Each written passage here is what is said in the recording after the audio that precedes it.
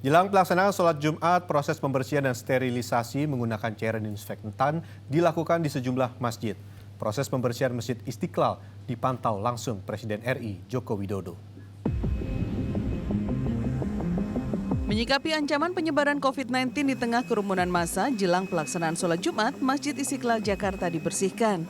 Proses pembersihan dengan penyemprotan disinfektan dipantau Presiden Jokowi dan sejumlah menteri.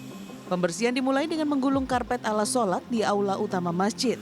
Proses penyemprotan disinfektan dilakukan oleh sekitar 35 orang petugas berbagai instansi seperti PMI, Kesdam Jaya, Gegana, Kodim Jakarta Pusat hingga PT KAI.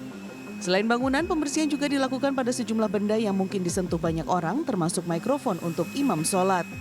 Kami menggulung karpet karena memang di luar negeri ya, kasus yang terakhir yang menimpa di jamaah yang mengikuti pengajian akbar di Malaysia dari Brunei itu penularannya dari karpet itu. Karena itu memang kita gulung karpet kan itu lebih steril. Saudi Arabia pun juga akan melakukan hal yang sama.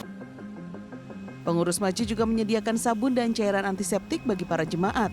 Pengurus Masjid Istiqlal juga tetap akan mengadakan peribadatan Ramadan tanpa pengurangan sedikit pun.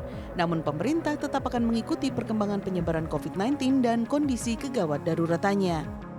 Kami sepakat Ramadan, Tarawih maupun buka puasa bersama tetap kita adakan sebagaimana biasa, kecuali ada perubahan-perubahan situasi yang membuat situasi yang menjadi sangat jelek, kecuali itu ya, mudah-mudahan tidak terjadi. Aksi penyemprotan juga dilakukan di Masjid Al-Munawar, Pancoran, Jakarta Selatan di bawah pengawasan Ketua Umum Dewan Masjid Indonesia, Yusuf Kala. Kegiatan ini menjadi salah satu aksi dari program sterilisasi 10.000 masjid yang digelar Dewan Masjid Indonesia. DMI menyediakan 2 juta liter karbol untuk dibagikan ke seluruh masjid di Jakarta untuk mencegah penyebaran virus COVID-19. Maka tugas DMI untuk mendorong masyarakat menjaga kebersihan masjid itu sendiri.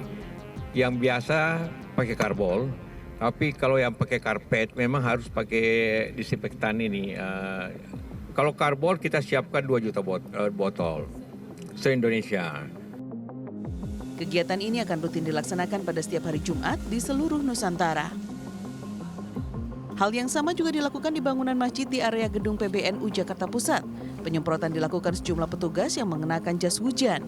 Satu persatu ruangan termasuk halaman luar dan dalam masjid disemprot cairan desinfektan agar steril dari berbagai bakteri dan virus.